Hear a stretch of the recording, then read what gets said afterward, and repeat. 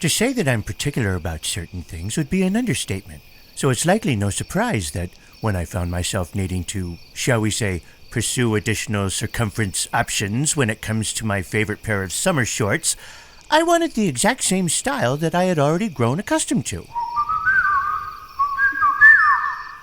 Yes, that was a polite way of saying I needed to get fat pants, Nighttime Whistler, but you're missing the central point. We're focusing on the shorts here. And for the record, I'm not fat because I let myself go. You marry someone who loves to bake and come talk to me after being ambushed in the fridge by an unrelenting wave of cookies, cakes, and your famous blue ribbon toasted coconut glazed honey I'm home lemon meringue pie.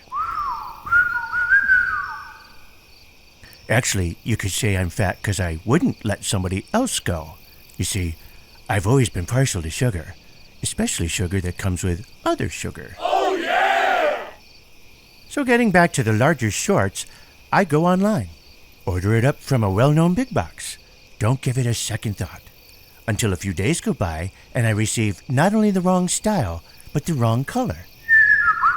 I know it happens, Nighttime Whistler, and navy blue instead of black is an understandable miss, but how do you mistake waterproof, skin-choking boat cushion-like vinyl versus real cotton, with just a hint of spandex for that post-holiday wiggle room that comes in handy after you've scarfed down 2 turkeys, 4 pounds of mashed potatoes, and half your body weight in all that sugar that your beloved keeps shoveling in and out of her brand-new self-cleaning, dual-stage, perfect-baked convection oven as you waddle your way to yet another soon-to-be-broken New Year's resolution?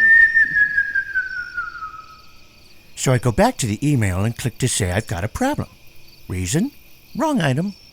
No problem, they say. Actually, I use the word they loosely.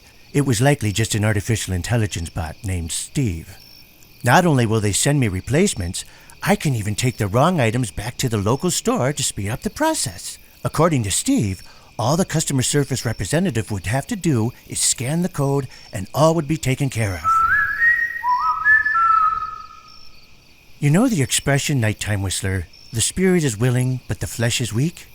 Well, in this case, the spirit was likely vodka, and the flesh was a bona fide swipe-tap-tap-swiper.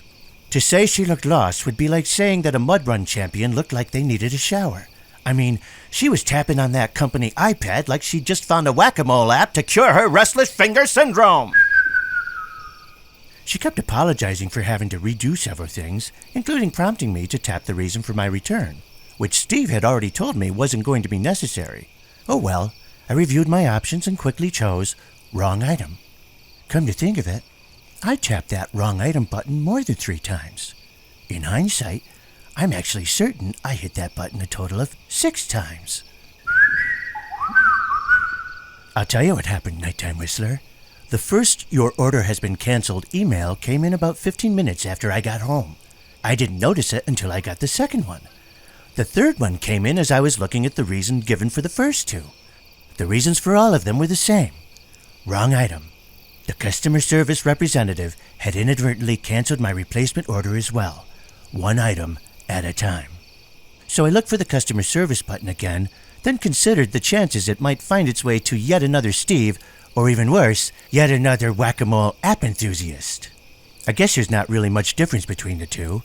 One is a humorless, unemotional programmed robot, and the other is a software application. Still, I better figure out some way to get my hands on those larger shorts.